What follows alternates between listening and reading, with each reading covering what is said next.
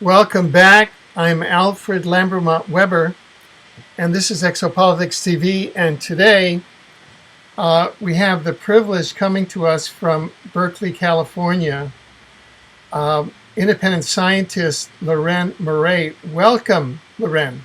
Thank you. I'm really excited about our interviews. People like them. That makes us happy. Well, today's interview is an expose on the false flag operation of, again, Malaysian airline MH17. And we did a series, or rather you did a groundbreaking series on the previous false flag on Malaysian Airlines 370 that really exposed that as a false flag, while all of the governments were just pumping it and had, most of the mainstream media of the world, pumping Where's Waldo. So today we're going to go into MH17, Malaysian Airlines, and we're also going to answer the question, why is Malaysian Airlines being used as this psyops, which I believe you and myself have a unique vantage point to be able to answer that question. We certainly do. We've been there, done that, and we're actually part of the reason this is happening. Well, now, what we did in MH370 was, first of all, to really look at the false flag itself and the methodologies there, and look at that analysis from the point of view of empirical evidence. So, as I was saying, we generally start with the methodology of the false flag, in this case MH17, and then go to the why. So we first start with a who, what, when, and where, and then go into the why afterward. Okay. So let's start with that. Flight MH17. Right. July 17th. That's interesting. July 17th, MH17. Over to you, Leuren Moret. Thank you. Malaysian Airlines Flight 17 was in a flight from, I believe it left from Schiphol Airport. It had something like 190 Dutch people on it. So it originated at Schiphol Airport in Amsterdam, and it took a route that most planes take going to Asia from Europe. And that flight went through, let's see,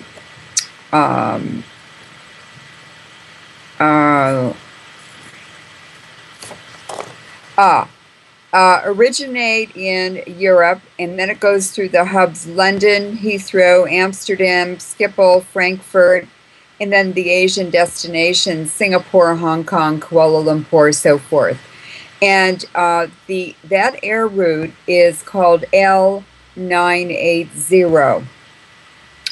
And about 150 planes a day travel that route, going to and from Asia and Europe. And the normal flight path is over the Sea of Azov, which is between the Black Sea and the Caspian Sea.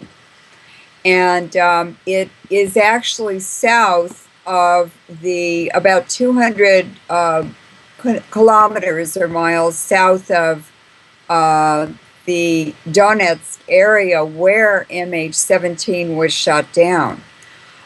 So there has to be an explanation about why this particular plane was ordered by the air traffic controllers in the Kiev region to go 200 kilometers north of the route they were on. There has to be an explanation for that because it's not normal. And for 10 days before this flight was shot down, there were no redirected flights that deviated from the more southern route over the Sea of Azov.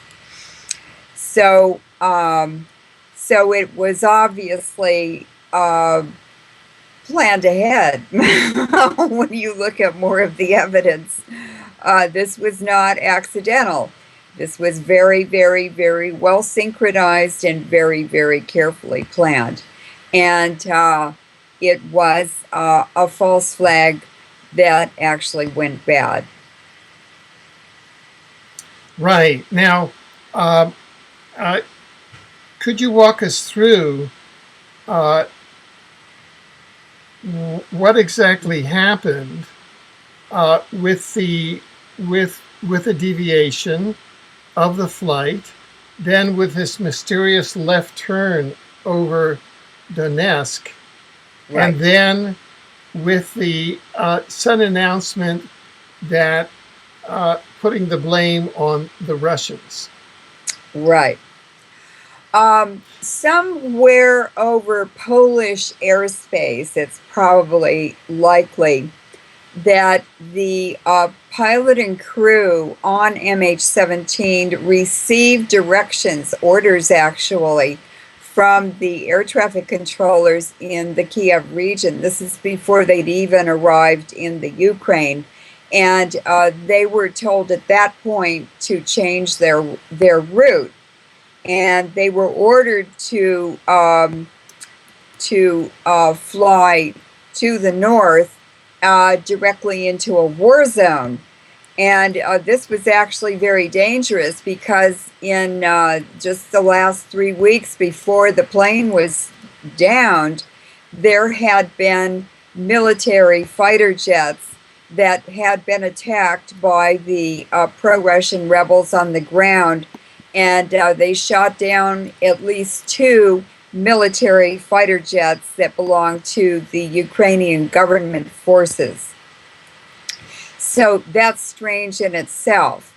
The plane MH17, the pilot and crew obeyed the directions, and they deviated from the normal route into this conflict zone.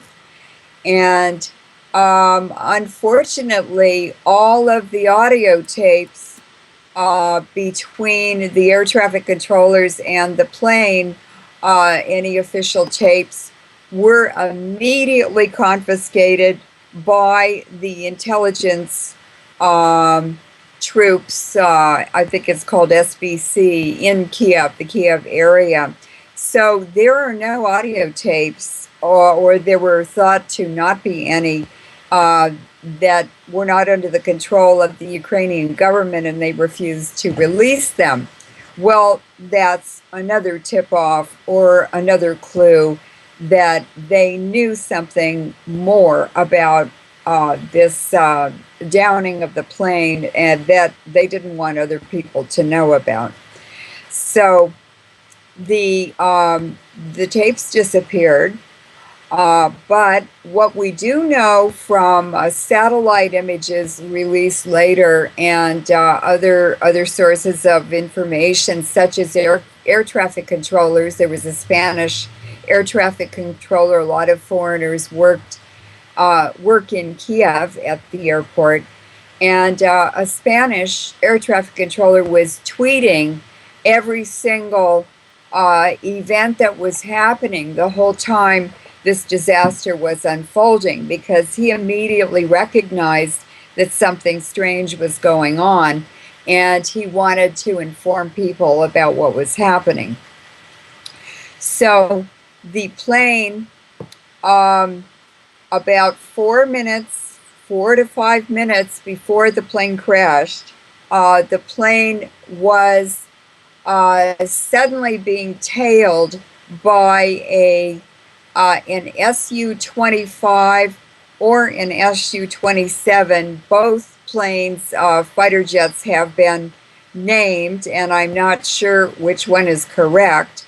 Still, there are conflicting reports. But this fighter jet was tailing the MH, this commercial airplane, Boeing 777, and it was a rather small fighter jet that was used actually for intercepts, not for air battles, but for intercepting other fighter jets.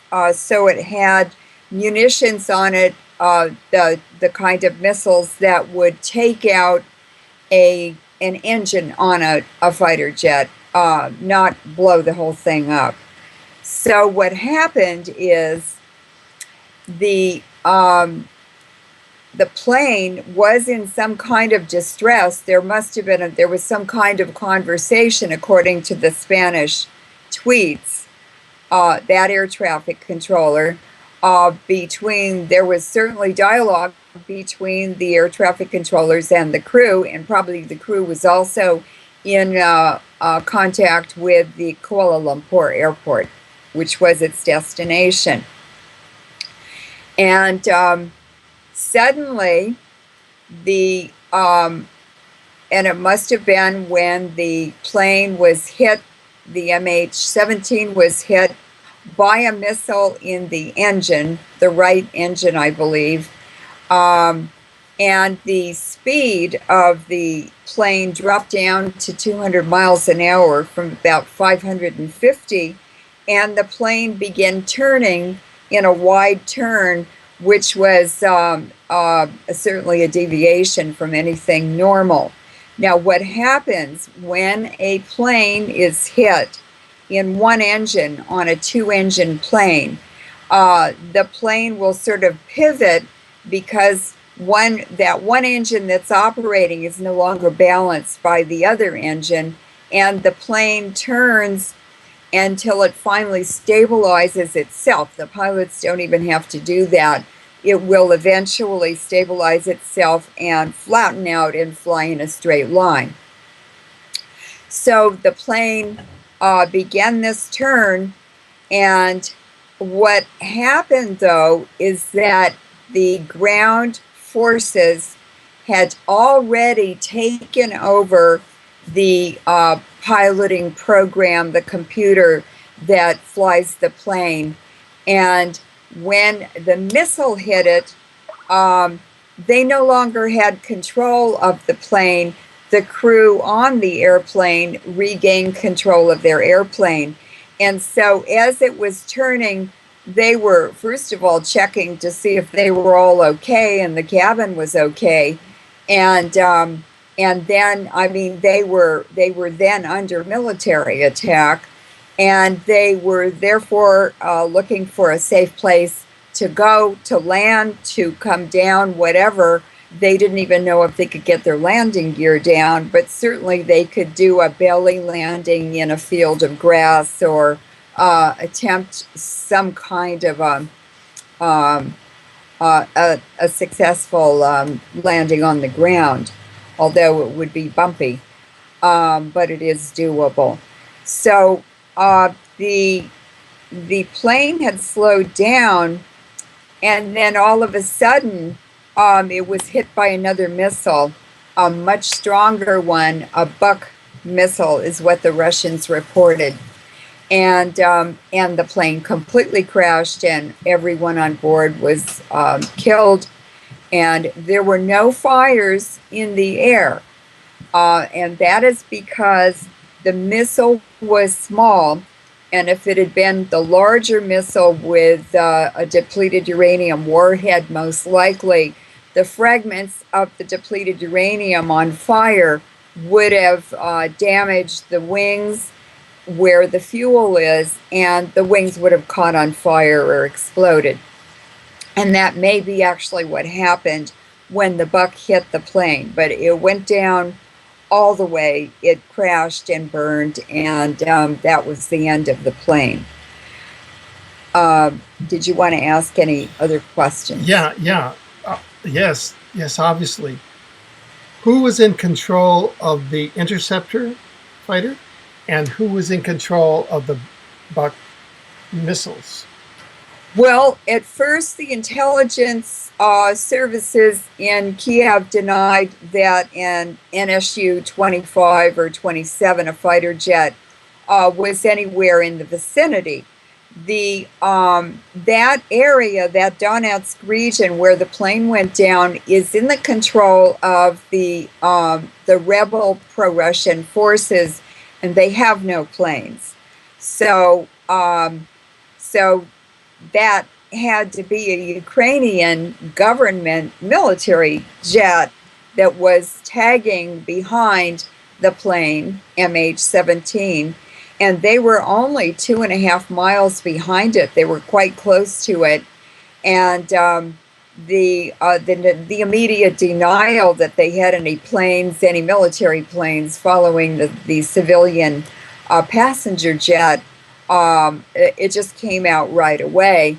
And then even before there was any investigation done at all, no one was even over there yet. The bodies were still warm and there was still smoke coming off the rubble.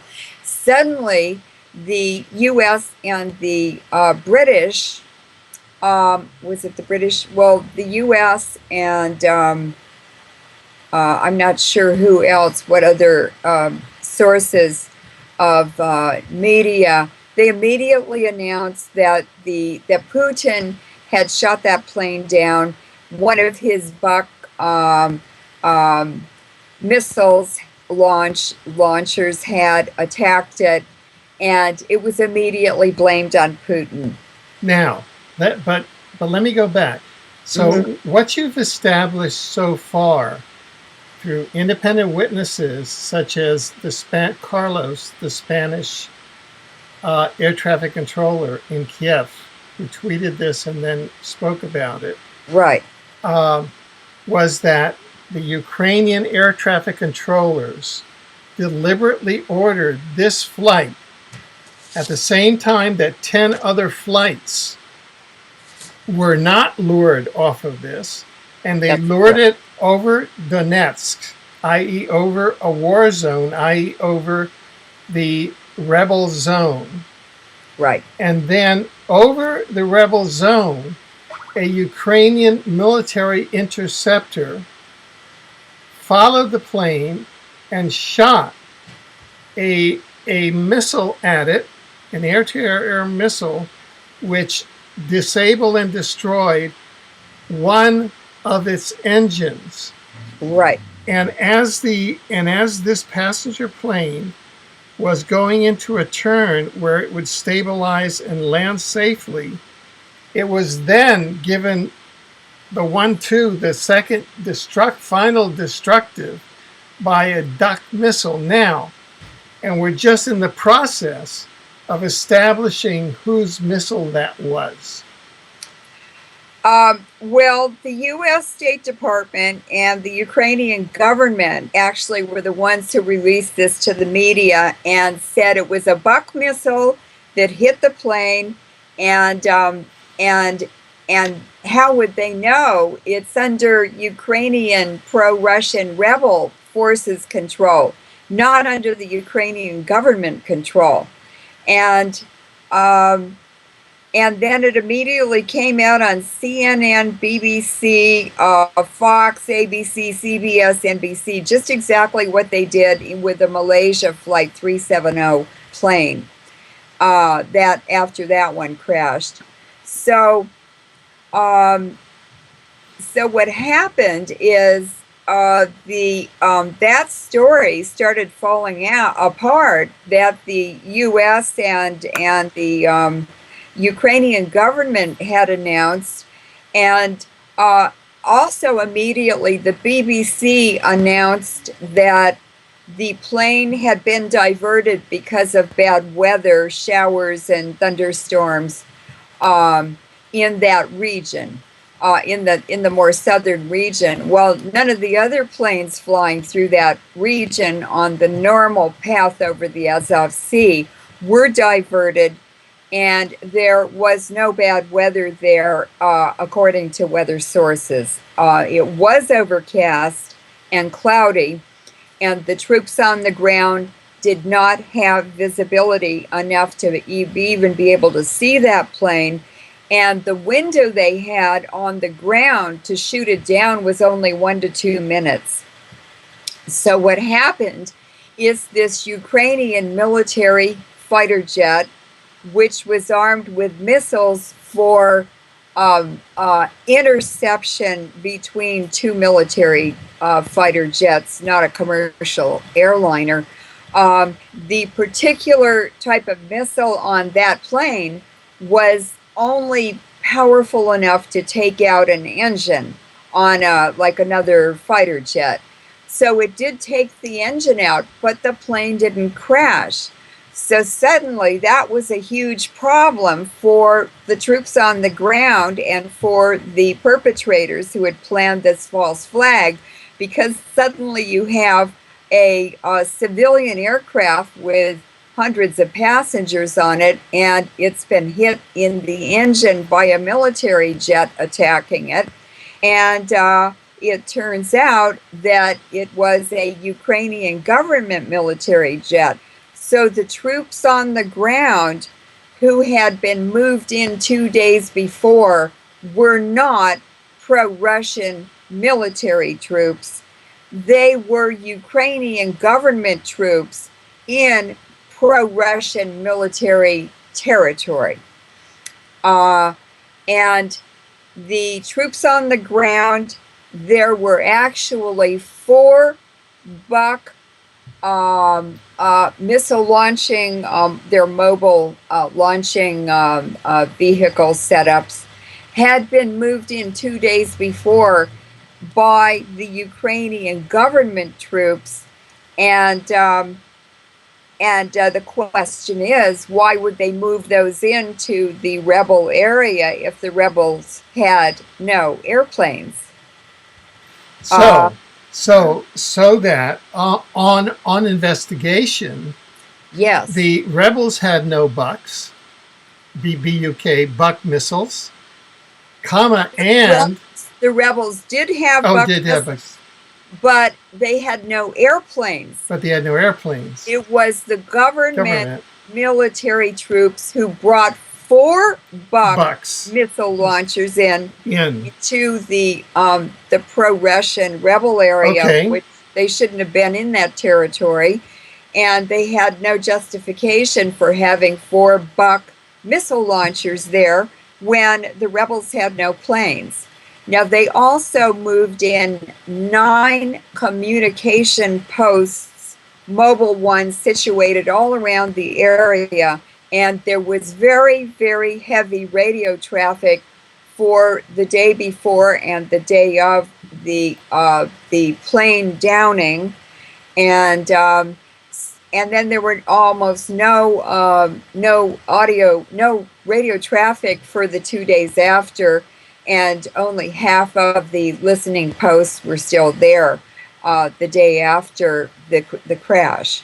So the Ukrainian troops had gone in, the government troops set up all these missile posts and listening posts, communication posts.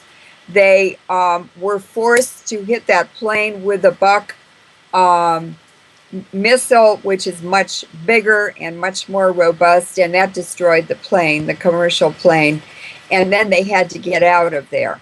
So on the backdrop of this is all of this stuff started coming out in the media, and the Ukrainian government and the U.S. government denied any involvement by the Ukrainian troops, and they had this meme blasting through all of the global media coming out of the United States that Putin had shot that plane down.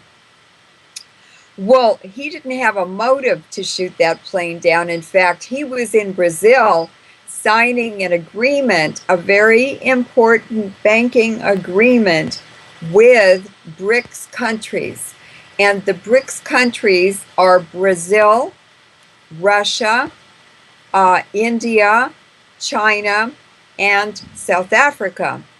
And those countries had just signed an agreement that they would no longer borrow money from the IMF and the World Bank, that they would put money together, their own money, into a fund to make development loans to the member countries.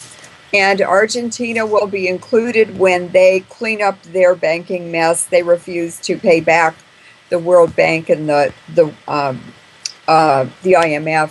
So this is now a breakaway of the big trading countries away from the US dollar and Western banking institutions.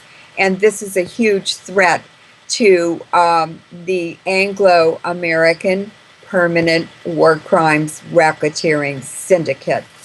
So this false flag was also set up as a payback to Putin for organizing this renegade group of disruptive countries that are not allowed to borrow money from anyone that the Anglo-American War Crimes Racketeering Syndicate says they can't borrow money from. They're not allowed to be independent.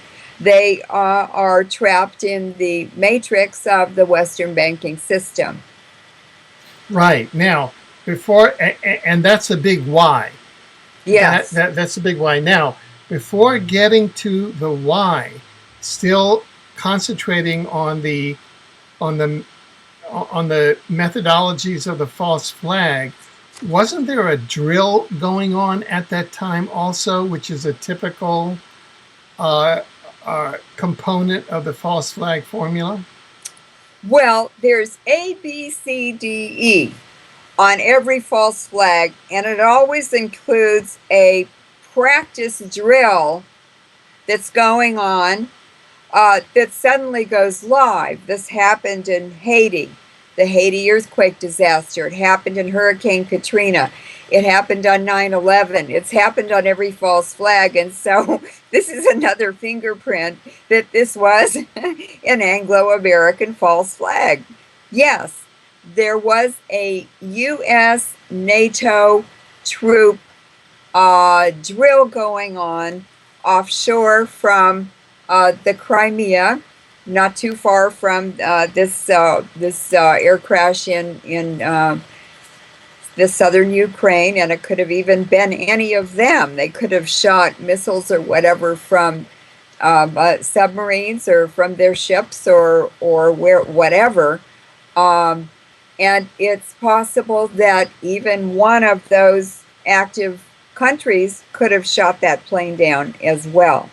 But we do know that when Russia finally came forward on, let's see, it was July,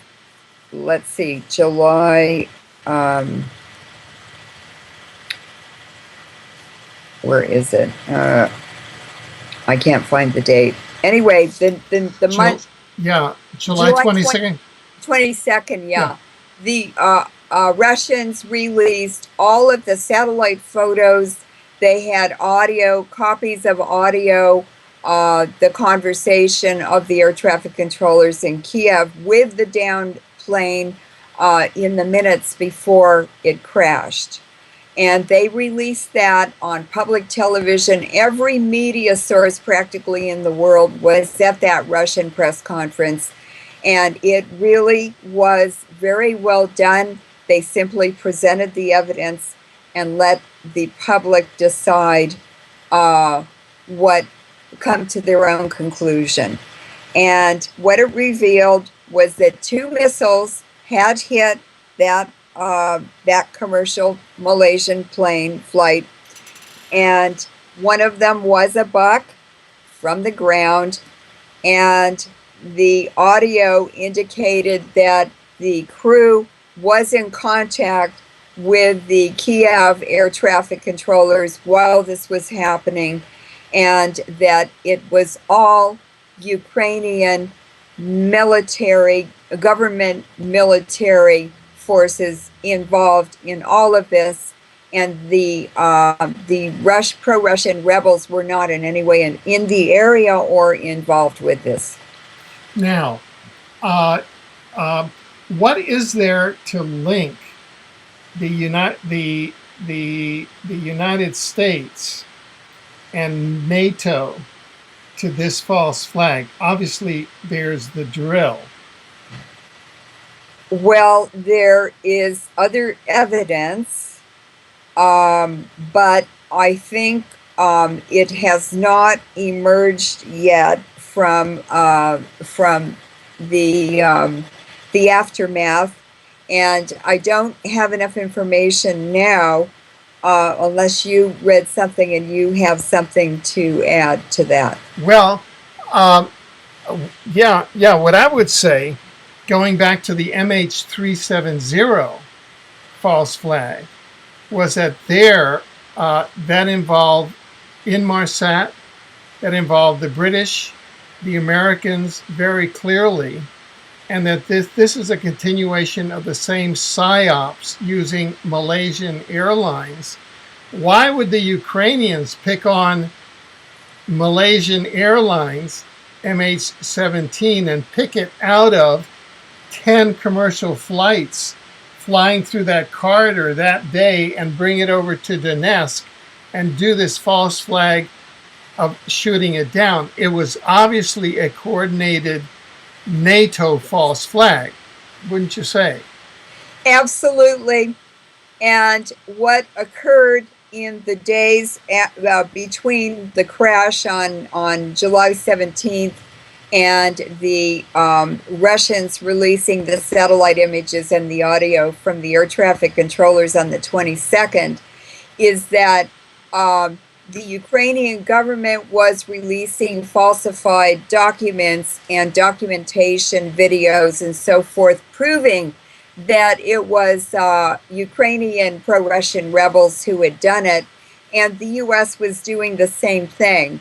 And so how would the public have any way to determine whether that was authentic documentation or not? Well, they didn't until the Russians released the satellite photos, and that exposed all of the documentation that had been presented by the Ukrainian government and the U.S. was all falsified. Everything John Kerry said, the Secretary of State for the United States, and Obama said was all lies, blatant lies. And as soon as those satellite photos came out, the U.S. started backtracking. The Ukraine got really quiet, and then they started producing more falsified documentation, which didn't improve the situation. It just reinforced the fact that they were lying about everything.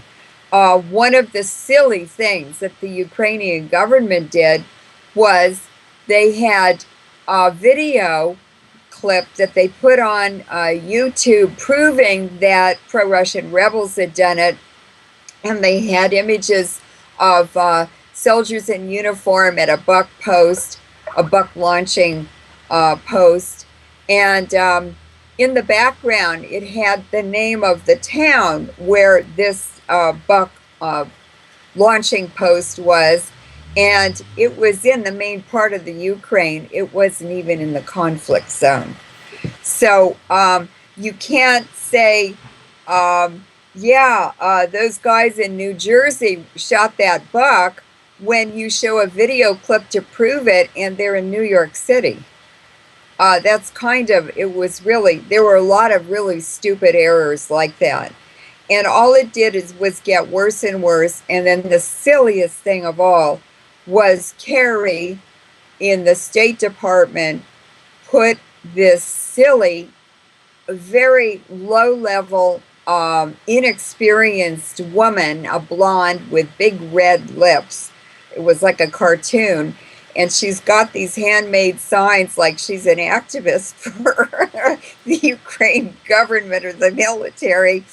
And she's babbling on TV all over all those networks all over the world, making an absolute idiot out of herself, and the State Department as well. And then they put her on again. So it just turned into Disneyland. And I Right. guess that's a good way to divert people's attention. But the cat was out of the bag.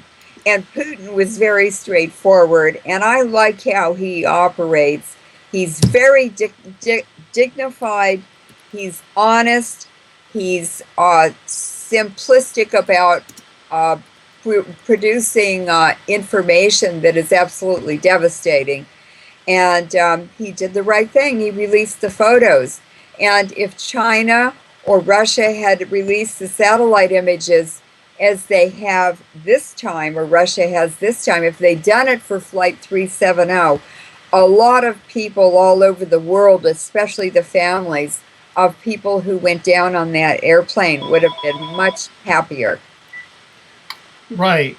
Now, let's switch and look at the whys, okay? And Yes. really go through all of the whys.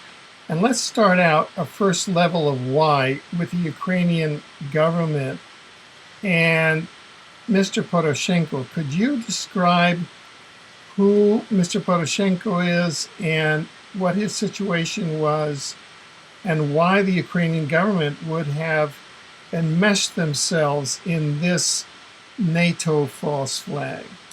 Well, Mr. Poroshenko is a very questionable character.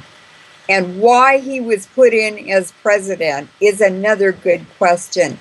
Mr. Poroshenko is a billionaire. He's a Ukrainian oligarch, and he owned a chocolate business. I don't know how you make $1 billion on chocolate. I think he's involved in drug trafficking behind that chocolate facade, that chocolate bunny that he's got in his hand. He's involved in high-level dirty stuff because nobody makes $1 billion in 20 years selling chocolate in the Ukraine. Come on. So he came into the presidency of the Ukraine when the previous president had to escape for his life, and he went running back to Russia. And it's because the people, the Ukrainian people, were demonstrating against him. So he ran away, and the Ukrainians held another election, and Poroshenko won the election. The Ukrainians weren't too happy about their candidate choice, but they were sort of resigned to voting for the best one in the bunch, and they had more confidence in him because he had said sweeter things to them in advance. In other words, he was a better con man, and he probably behaved himself to establish a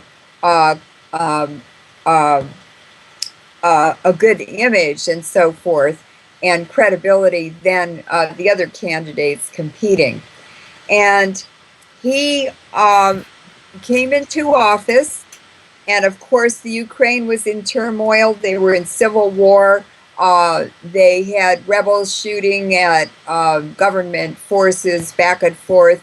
Civilians were being killed. Ukrainians were rioting, all kinds of things. It was just total chaos.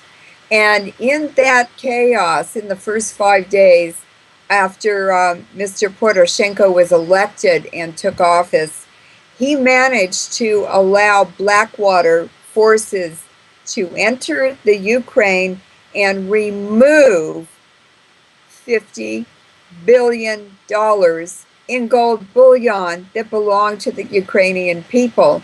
That was immediately taken to the airport and secretly flown out with these Blackwater forces. Obviously, they had carte blanche at the airport and anywhere they went in the Ukraine. They knew where to get the gold. They had access to the building and the safes and everything, and special trucks to transport it as well to the airport, where it was loaded on a U.S. probably military plane, or it was civilian because it was Blackwater. And it was flown directly to New York City, where it was deposited in the basement of the J.P. Morgan building in New York City. So right there. Well, yeah. Just to ask you, what was the legal pretext? There was no pretext. It was just outright theft by the U.S. or by some private party. Stole it from his own people and handed it off to Blackwater. He allowed them to take it. He gave them access, so he stole it. Well, why haven't the Ukrainian people? Why haven't they taken action against him? Well, because they're in a civil war. I see. How many enemies can you fight at the same time? And remember, he was the best choice of all the candidates that ran. So I think maybe they didn't have any money left for another election. They were in a very difficult position and situation. So he handed off all of the money to the gold that the Ukraine had, and that left the Ukraine with no money to operate in facing insolvency. So he not only stole all the money, but he made them insolvent, bankrupt. So which weakened them further. Now, at the point where this false flag was engineered, and the motivation behind it for Poroshenko is that his Ukrainian government troops that had been fighting in eastern and southeastern Ukraine in the pro-Russian areas, which is very industrial also, by the way, they had gotten trapped by the pro-Russian rebels and they couldn't get out. He wanted to save them. He wanted to get them out instead of having them slaughtered by the pro-rebel forces or whatever would happen to them. And so that was his motivation for backing or co-engineering this false flag. A pretty good reason. And also because the pro-Russian forces were winning and his Ukrainian government military forces were losing the battle for eastern Ukraine. Right. Now, at the same time, around this time, there were as you mentioned,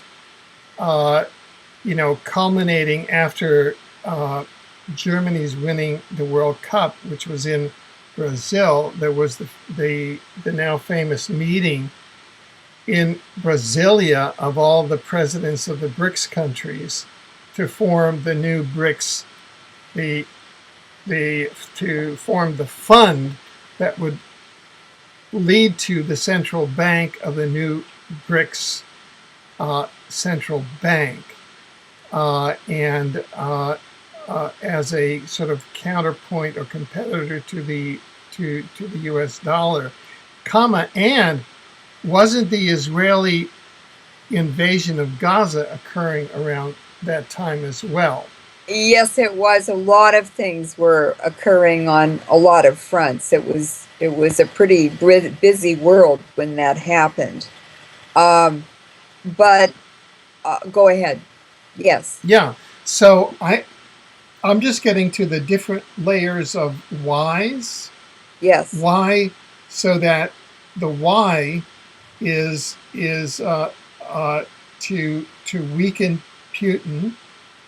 Yes. And to for the NATO to strengthen their kleptomaniac Poroshenko in their new kleptocracy, the Ukraine, right, in his confrontation with Russia, at the same time that the BRICS alliance was going forward. Right. That was one thing. The second, a diversion from the Israeli invasion of Gaza, which is part of the continuing war crimes going back to 47, 48, and the depopulation program there. But let's go even deeper. Why Malaysian Airlines? Why is Malaysian Airlines being used for this continuing PSYOP? Well, let's look at it this way. Let's look at MH17, the March downing of the Malaysian airline over the South China Sea, as one bookend, and this downing of MH17 as the other bookend for Obama's pivot to Asia. That's what it is. And so by destabilizing Malaysia and by shooting down these Malaysian airlines, and of course that consortium of 25 countries, their militaries were doing exercises in Thailand when that happened, the U.S. Navy shot down MH17, and they could have shot this down too from the NATO exercises they were participating in. But it looks like from what the Russians reported from their satellite data and other information, and believe me, they have all the intelligence they want. They have people everywhere on the ground in the Ukraine. They had them all over Iraq and were reporting every day. I was following everything that was happening in Iraq in 2003 from the Russian generals who were reporting it from satellites, their satellite data. So they have very, very good intelligence. And they did know exactly what happened. They followed every moment of it. And believe me, they knew about it ahead of time. They were watching the Ukrainian government troops move into that area where the pro-Russian rebels had been. And so we have this destabilization on the Southeast Asian corner of Obama's pivot to Asia through the downing of that Malaysian Flight 370. And now on the other side of Russia, on the western side of this pivot, they down an airplane in the eastern part of the Ukraine. That's another hit on Russia. But it turned out to be a giant egg in the face of the Ukraine, of the Western entities involved in all these colored revolutions in the countries surrounding the western border of Russia. This has been going on in the Ukraine, in Georgia, in the oil-rich republics of Central Asia, former colonies of the or parts of the Soviet Union. And so it's an attempt, these are covert wars by the Western countries to undermine and destabilize the Russian border. But it seems to be backfiring every time because Obama and John Kerry are playing a card game named Old Fish with an incomplete deck, and they've stuck some cards from Old Maid into their deck, and it's not quite coming out the way they want it to or expect it to.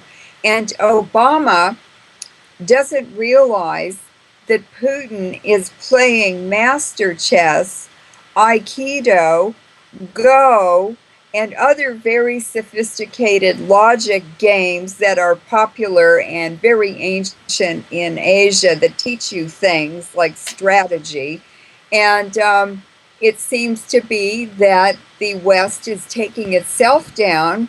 And Obama is not, Putin doesn't even have to do very much except show the satellite photos.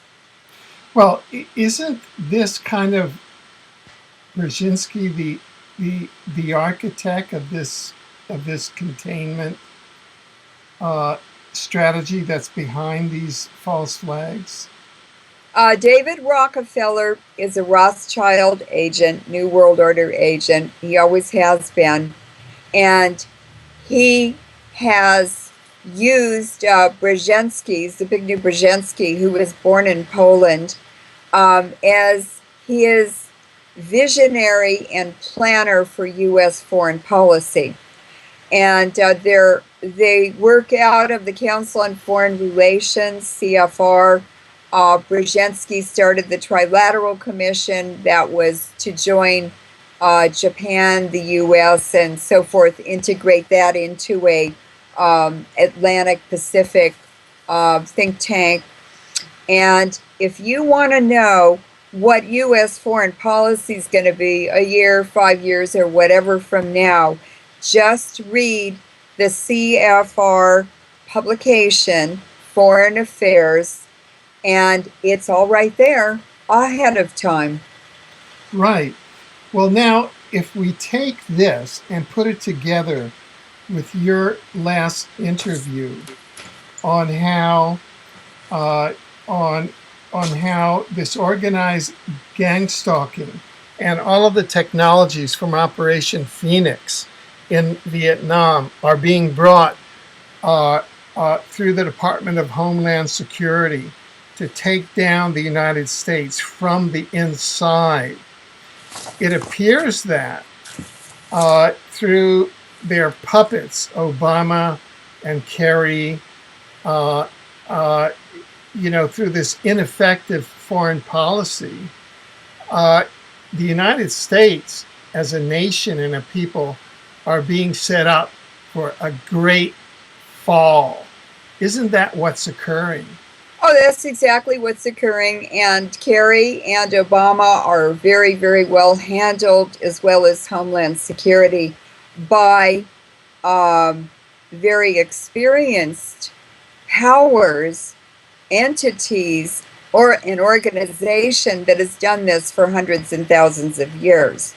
And it's called the Jesuits. The Obama administration is loaded with Jesuit-trained advisors and administrators.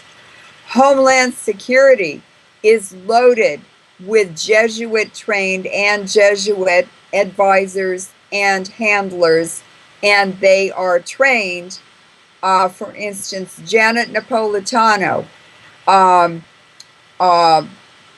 Governor Jerry Brown is a Jesuit priest, was a Jesuit priest. And let's see, Leon Panetta, who was head of the CIA and just stepped down as head of the Defense Department, I think, or the NSA. No, it was the Defense Department. All three of them are actually Californians, and all three of them were Jesuit trained at Santa Clara University. It's a Jesuit college. The Jesuits are nothing to sneeze at. They never left China. They are reorganizing this global economy. It's the Jesuits doing it, but you never see them because they have such a great masquerade of being pious priests. They're not even under the Pope in the Vatican.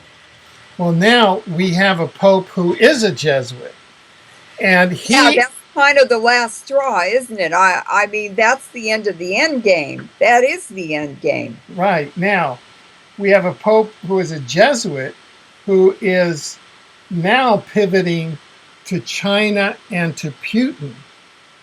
And so he seems to be, this is where everybody is dumping the United States. I mean, this whole New World Order game is to like trash the American people and trash these values, these constitutional values, and to bring this New World Order dictatorship. Well, the Jesuits discovered the Americas, the Jesuits created the Americas, and the Jesuits pumped the economy of the Americas, and they can take it apart anytime they want to. Right. So what hope do you see? We're kind of really shredding these whole Malaysian airline false flags. Right.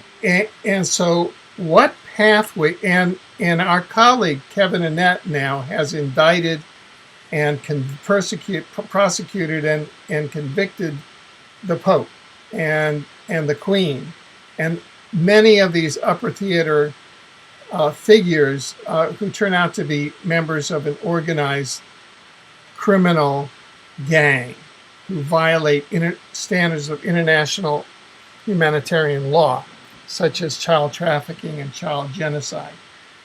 So, what do you see as coming out of positive from all of this? Well, I'll just tell you a little story through my looking glass. And my little story is that I got a chart of oil prices, historic oil prices, from 1946 to through 2013, actually until up to a month ago.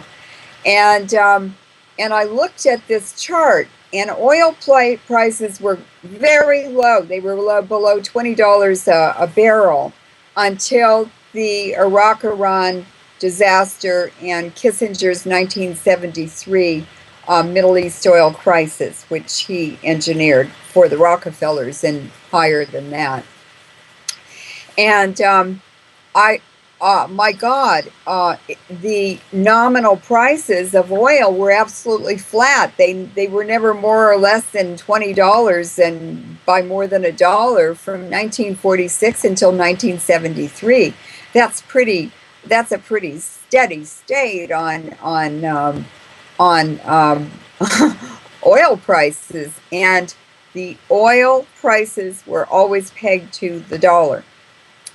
And then with the introduction of the Iraq-Iran War in the 1973 oil crisis and the Yom Kippur War, when Kissinger gave depleted uranium weapons for the first time to Israel to use against Arab forces and tanks in the Golan Heights, that is the first introduction of radiological and or nuclear weapons to the battlefield.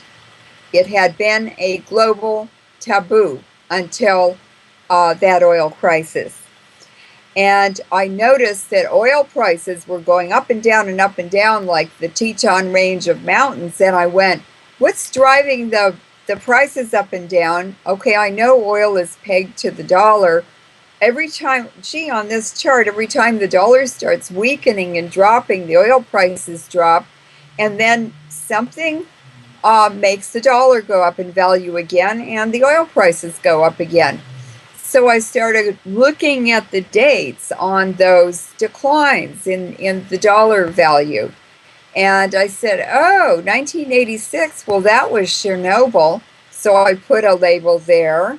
And then I was looking at Mogadishu in Somalia and 9/11 and the 2003 Iraq War and the 1998 NATO attack on Yugoslavia. And pretty soon I had these labels over every one of the declines in the dollar. And every one of those events, whether it was a war, a conflict, or a false flag, every single one of them involved nuclear materials, exotic fourth generation nuclear weapons, which now are neutron bombs, we know from bomb crater samples, and depleted uranium. Fukushima is a false flag too, so that's now they're blowing up nuclear power plants, which is mightier and more dangerous and more lethal than any military weapon. And I went, oh my God, the value of the dollar depends on false flags and phony wars and nuclear weapons. It's that simple, Alfred. Right. And I'll bet you they used a depleted uranium warhead on both of those Malaysian airplanes, because it's a symbolic indicator of genocide and depopulation, which is a big part of this whole program. Now, these downing commercial airlines is nothing new. I have a 1962 top secret special handling no foreign letter that General Lemnitzer wrote, one of the crazies. He was the head of the Joint Chiefs when Kennedy was president, and this was unclassified, and it's a justification for U.S. military intervention in Cuba. And he talks about this great new idea. He and the Joint Chiefs have plans to shoot down commercial airplanes and blame it on another country. So Kennedy walked in to a meeting of the Joint Chiefs to meet them after he had become president, shortly afterwards. And he sat down with General Lemnitzer, General Lansdale, Colonel Lansdale, who was General Lansdale by then, who participated, all of them participated in the assassination of John F. Kennedy.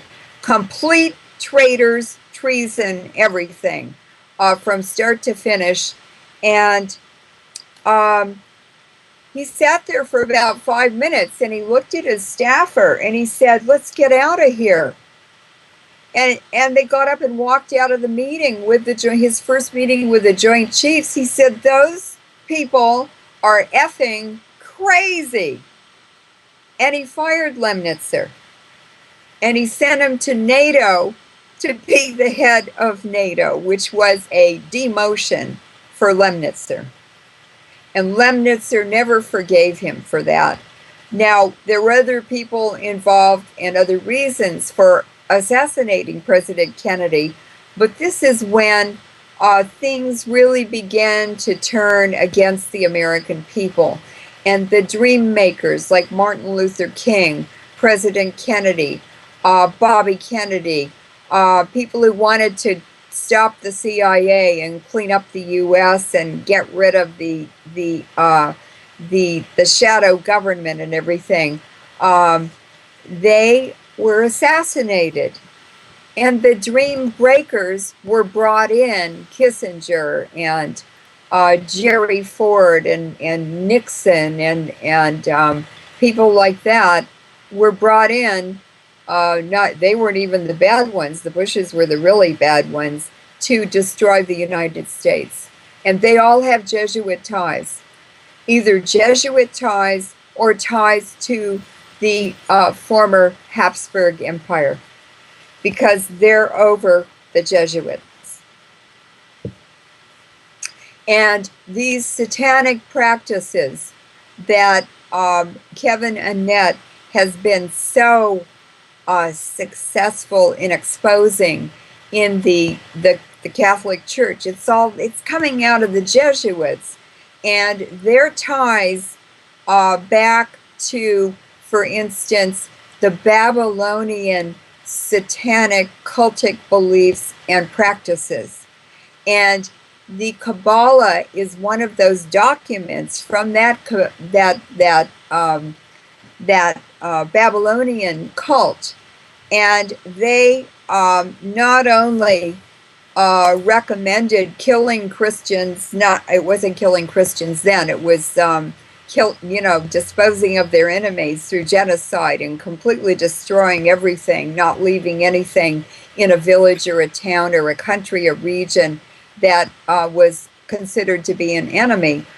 They also, in these cultic practices, they recommended and sanctioned sex with girls as long as they were less than 8 years old.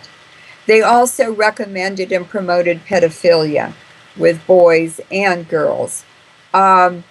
So these satanic practices that are used today very successfully to blackmail and control the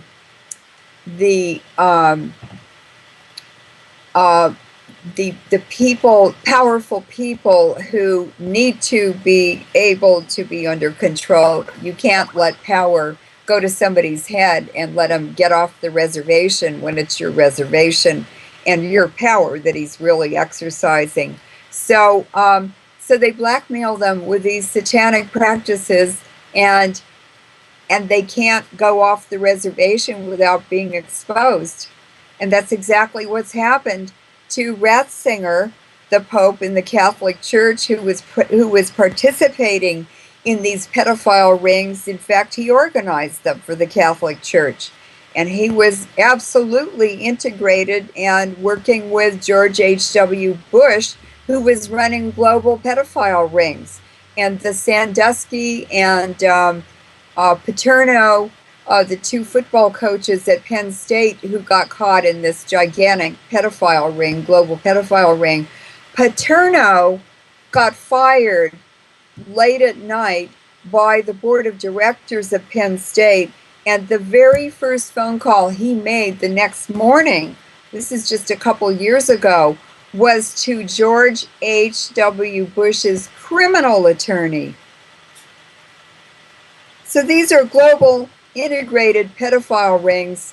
They make tons of money off of these child prostitutes, and it's really horrible.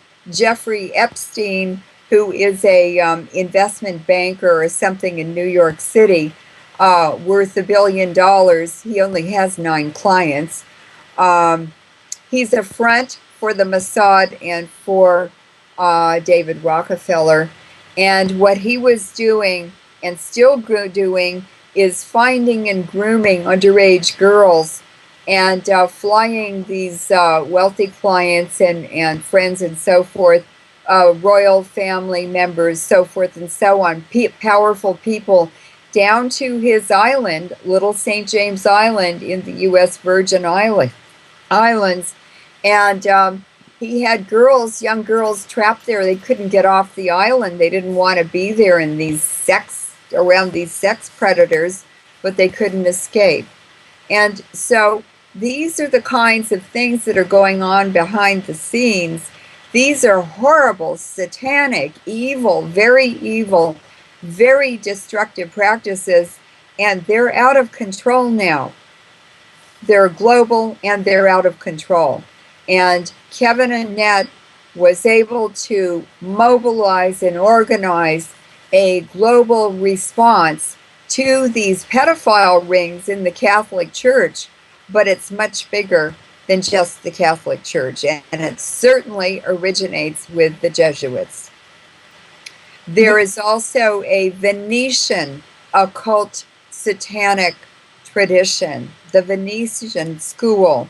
There's a Roman school from the Roman era. All of these have slightly different flavors and different gods and goddesses or whatever, but it's the same nasty stuff, and it's being done for the same reasons, and the bankers are very, very involved.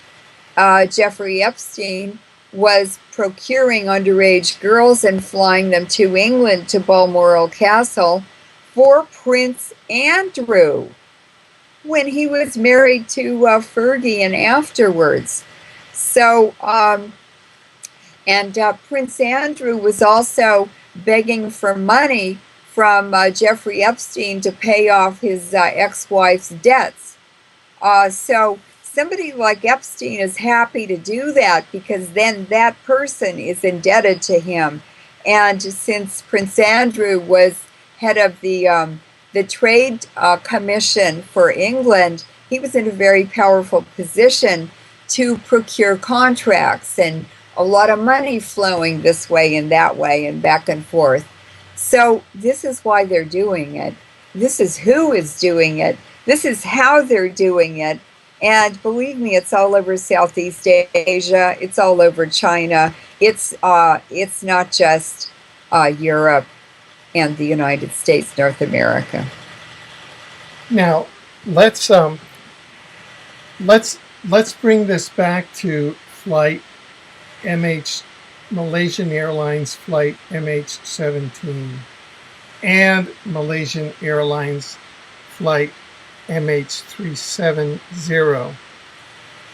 Both you and I were in Malaysia at a very significant time, starting in 2007 with the War Crimes Conference called there by former Prime Minister Mahathir bin Mohammed. And you spoke there on depleted uranium and its dangers and all the dangers of radiation. And at that time, I was appointed a judge on the Kuala Lumpur War Crimes Tribunal, which went on to find former Prime Minister Tony Blair, U.S. President George W. Bush and his cabinet, Dick Cheney, Donald Rumsfeld, and all of their attorneys guilty of war crimes at the Nuremberg level for the illegal war in Iraq, and also which went on to find Israel guilty of war crimes and genocide for its essential invasion of Palestine and displacement of the Palestinians starting in 47, 48, and continuing up through then 2009 and now through to 2014. So, yeah, so I just want to get to the question. So at that time, we were able to, and Malaysia garnered all sorts of headlines in all the major newspapers as you know, ahead to stop depleted uranium, ahead to find Bush, Blair, these war criminals, Israel, as war criminals. And now all of a sudden we have its airliners are being used and Malaysia being turned into a pariah targeted nation. So in a sense, a lot of this psyops originates with the work that you and I and others did. And I wondered if you could comment on that, on the why. That this use of Malaysian Airlines, I think, traces back to the Malaysian War Crimes Tribunals and the conferences. And that's what I think the origin of this psyops is. And I wondered if you could comment on that. Well, it does. It does originate there. But let's just go back to the history of Malaysia. Now, what Dr. Mahathir told us, I'm not sure if you were there, but he told me that, I think I was talking to him alone. I was asking him about that region and the ancient history of that region, and how they traded peacefully and accumulated huge amounts of wealth along the Silk Road, and also from sea trade, which went on. The Mesopotamians, the Sumerians were taking ships to India to get very fine cotton and to do trading. It was going on from the time that civilization started. And he said, well, Leuren, it was very peaceful and we never had wars. We traded peacefully. We accumulated wealth and we didn't have any problems. It was very harmonious. Everybody benefited. And everybody got rich if they handled their money properly. And he said, but in about 1400, the early 1500s, first the Portuguese warships arrived, and those were the Jesuits. And he said they came to Southeast Asia. And he said it took us 200 years to get rid of them. Then the Dutch warships arrived, the Dutch East India Company, and they did the same thing. They murdered us, they killed us, they stole everything, they raped us, they did everything bad. He said it took 200 years to get rid of the Dutch East India Company. And he said, and then the East India Company, the British East India Company, those gunships arrived. It took us 200 years to get rid of them. And he said, when I became prime minister, I never allowed any American gunships to come into any of our ports. That was for 22 years. No American gunships ever came into any port or was allowed to in Malaysia because of Tun Dr. Mahathir. Now, Malaysia has 5 sultans. That is part of a British system to put royal families in control of Malaysia. But when Malaysia was given back by the British to the Malaysian people, gave them their independence after World War II, the Malaysians had fought very long and very hard, and even Mahathir fought in the independence movement. This is in the jungles and with guns and everything they had, and he grew up in a village, and he sold bananas in the streets. He got interested in politics because of participating in this independence movement, and he ran for the Indonesian parliament. And he and the Indonesian people, his friends, his compatriots, the citizens, they all worked very hard to build a new country on the model of the United States. And Malaysia is different from other Southeast Asian countries. There's an indigenous Malaysian population. They're not very good at business and banking, so they run the government. And no non-Malaysian people are allowed in the Malaysian government. The Chinese run the banks and the finances. The Chinese and the Hindus were brought before World War II, or around the time of World War II, to work in the tin mines in northern Malaysia. And the third minority population are the Hindus. They're the businessmen. They have the little businesses in the streets and the shops and everything. And I said, well, how did you keep all of them happy? They're all so different and different religions. He said, well, I never gave any of them everything they wanted. And he was actually the first non-royal and democratically elected leader of Malaysia. And he very, very wisely developed the oil resources. He completely built a whole new infrastructure for Malaysia. He built an entire new government city called Putrajaya. It's absolutely beautiful. Beautifully planned. He went all over the world with his wife and his family and studied architecture all over the world, and he just built this beautiful country with the people. And it's cleaner than most places I've been in the United States. People are happy. They don't have too much so that they're spoiled and expect more. They're satisfied with what they have, and they have a viable community with a mixture of different ethnic groups and religions, and they seem to get along. So the symbolic architecture of the Petronas buildings, these are the twin towers that are the tallest buildings in Malaysia, have an Islamic taste to the architecture, and they're lit up at night in the middle of Kuala Lumpur, which is the commercial capital of Malaysia.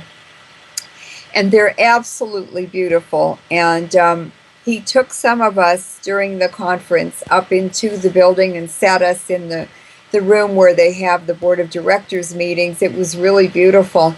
And however, those buildings represent the inevitable fall of that country.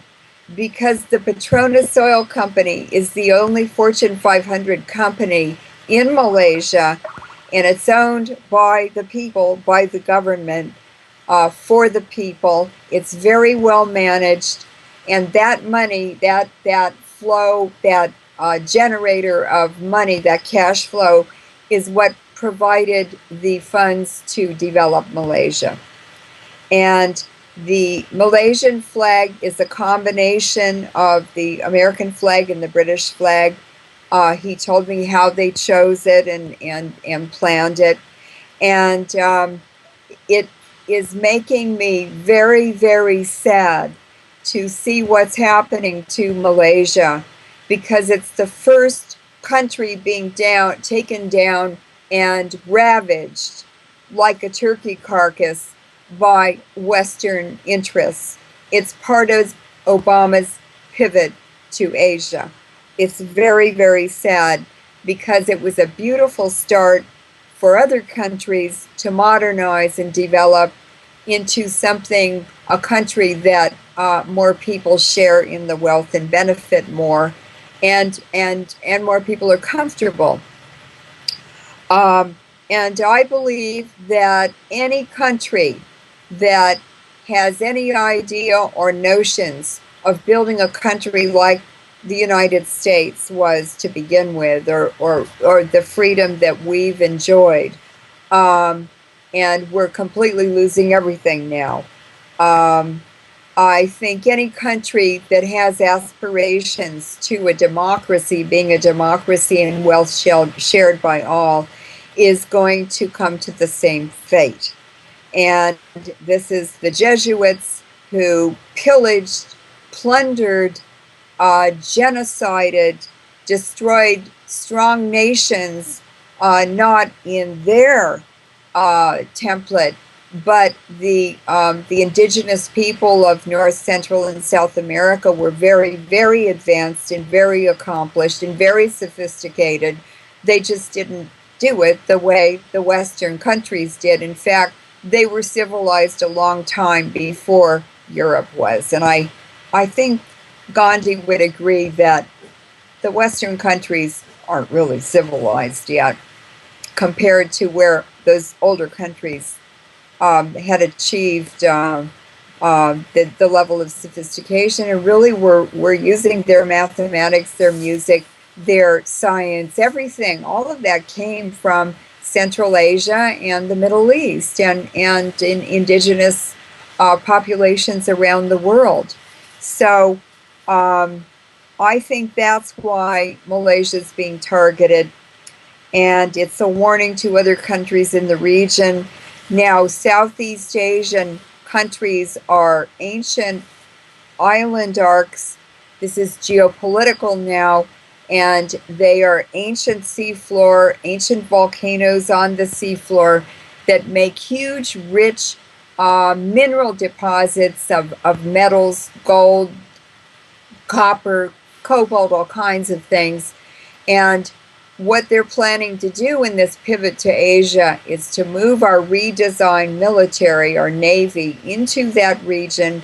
We will be doing it with international forces involved, like the 25 countries represented in Thailand at the time of the downing of the MH17. And maybe that was the Navy saying, hey guys, this is how we're going to do it, and shooting down that Malaysian airplane.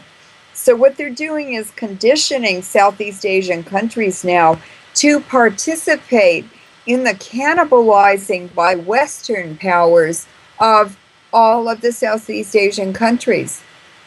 Isn't that what they're doing? They're conditioning the militaries in that region to participate in the devouring of their neighbors. Right. Isn't that what they're doing? Yeah, and in the targeting of Malaysian airlines, it's an explicit signal to everyone. If you try to go it alone, like Mahathir did, and if you try and prosecute us, namely the Anglo-American War Crimes Syndicate and the Anglo-American Zionist War Crimes Syndicate, we're going to shoot you down.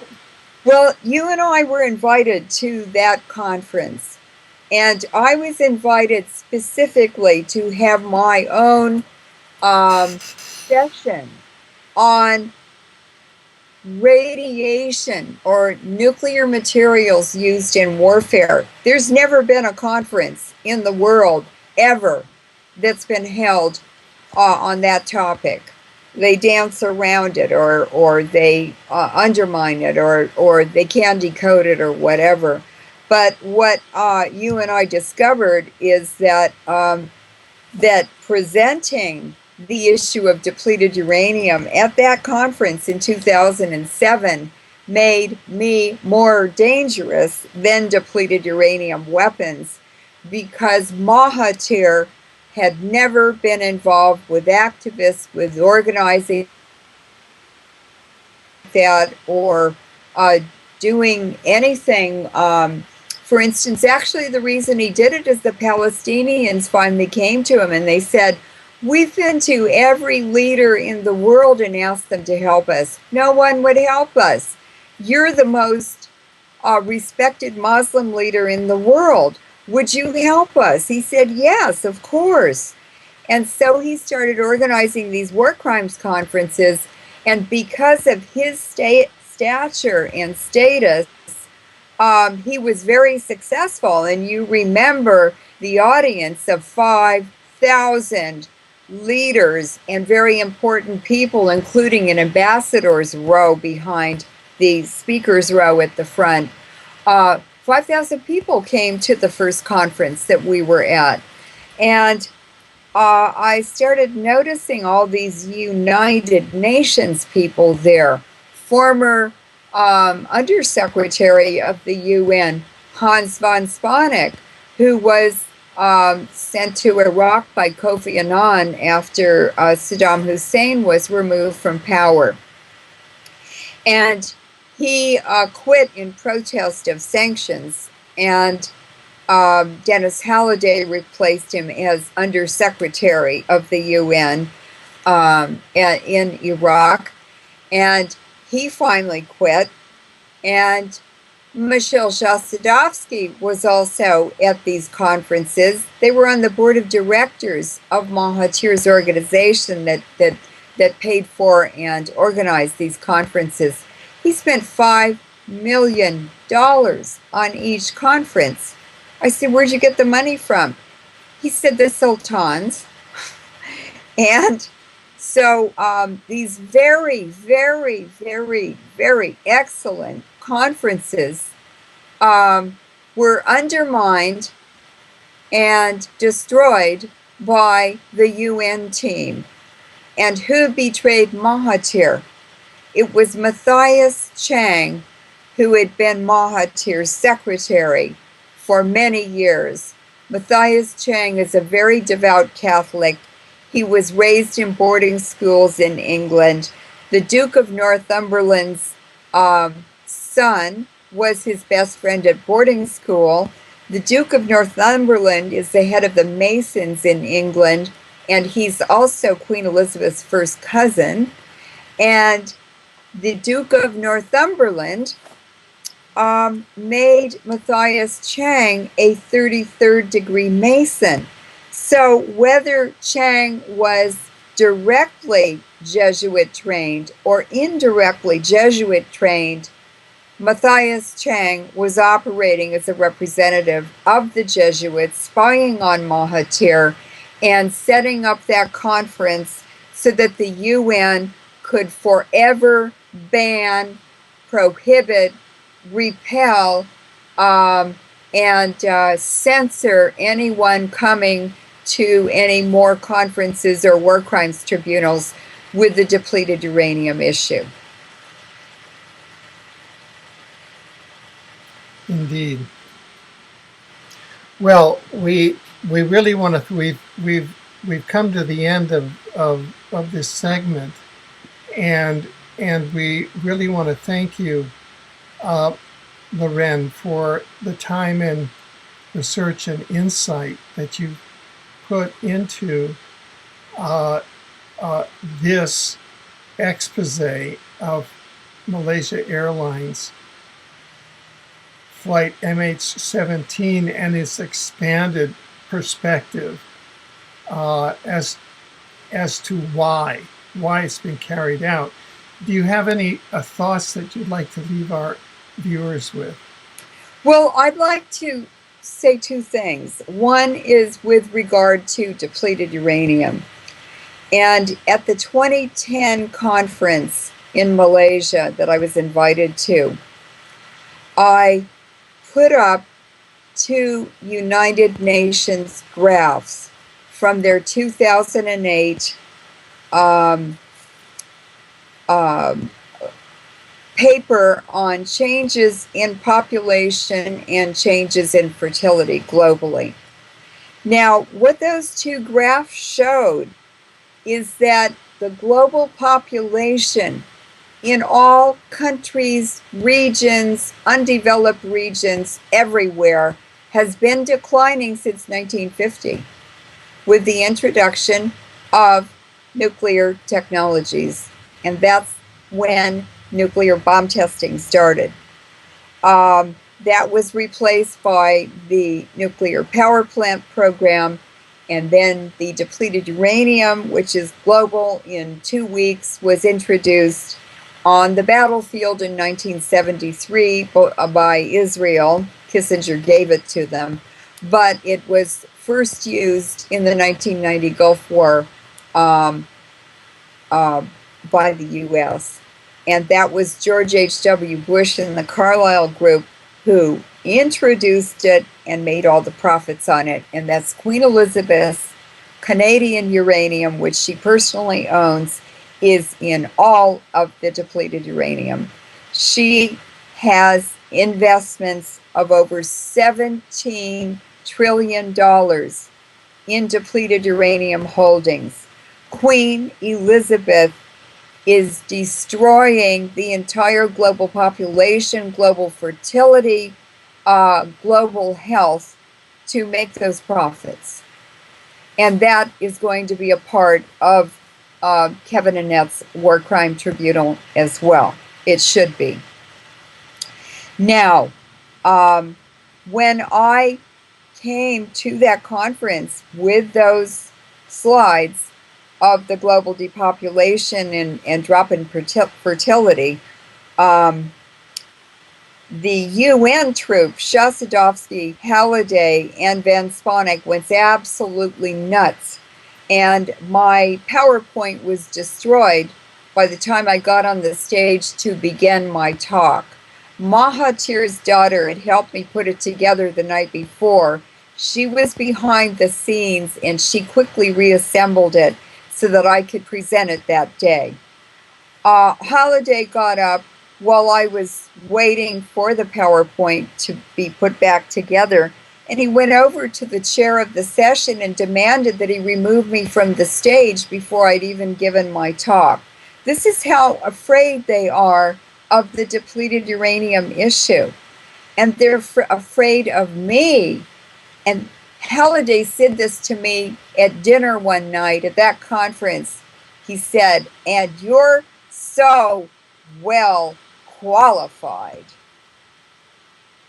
And that's what they don't like. They don't like the facts. They don't like people who are qualified and prevent the facts. And that is the answer to all of this. It's one of the solutions is for people around the world who have qualifications, who've seen things, who've developed technologies and pathogens and whatever, banking practices, that's a virus too now, to begin to speak out and talk about it. And we can change things overnight if the truth just floods the airways. It's easy. We have the internet. People should be doing that. And so that's one thing I want to say. And the other thing that I want to say is that the mining of Southeast Asia cannot occur until the population has been cleared out of the way. And what is happening in Southeast Asia to young men now is because of all of the uranium used in Iraq and Afghanistan and the high rainout by the monsoons, seasonal rains, it is feminizing the young males and masculinizing the young females, and it's more noticeable in Southeast Asia now than anywhere in the world. This is all part of a plan to mine all those Southeast Asian island arcs and sell all those metals and goods to China as the Jesuits and the bankers pump the Chinese Russian economy, the new world economy now. We're in a transition, collapsing the Western economy and building a new middle space Central Asian economy with Russia and China. So Putin can afford to be measured in what he does. He must be very careful. He must be very diplomatic, and he must be very proper in how he does things, because he's on an up curve. He's growing Russia. He's improving Russia. He's benefiting Russia. And I want to remind Americans and people all over the world that the United States would have been collapsed and swept into a dustbin 150 years ago if the Tsar of Russia had not sent Russian warships to guard our West Coast and our East Coast for President Lincoln at his request during the Civil War in America, which was engineered by the British. And the only leader in the world who would send military assistance to keep the British out was the Tsar of Russia. And his entire family was assassinated by the Bolsheviks as a thank you, as a payback, as an ironic twist of fate in what happens when good people behave in humanistic ways. And that's a very difficult thing to talk about, to think about. But doing good things is the only way through this, right conduct. So we must turn to our neighbors, to our family, to new friends, to people we never thought of as supporters and help, and find them. They're all around us. They're everywhere, but we need to reorganize ourselves and to take this new challenge on. We have survived many, many revolutions, overthrows by the same people doing the same things, pump and dump, and we will survive this. It's just going to be much nastier because of the radiation, the chemtrails, the toxic mix of chemicals, radiation, and pathogens that are being sprayed from airplanes every day, and we're inhaling and eating them, and you can't even hang clothes outside anymore. They have horrible stuff on them from the chemtrails in the atmosphere. So there are just new ways to do things, and just remember, early man lived underground. We may have to do that too, but we can survive anything, and we will, and it's our spirituality, not religion, it's our spirituality that will get us through this. So let's remember that and do things that keep our bodies healthy and our spirit in good form.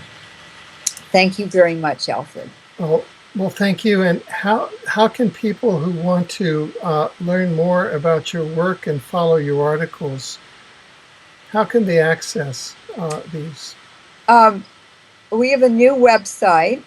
It's LeurenMoret.info, and I have a very, very special webmaster, Larry Lincoln Battis III. He can be contacted also, and he does the editorials, and he's made a really beautiful website. Just the essence of spirituality and what it's about, with presenting war and weapons at the same time, it's the right context for it, because you don't leave feeling depressed and helpless. You feel empowered and informed. So that's a really good place. And then, of course, your websites. And thank you so much, Alfred, because you really started me on the right path for this and have supported me in many ways for a long time. So thank you so much. And I'm looking forward to our next interview. Great. Thank you, Leuren.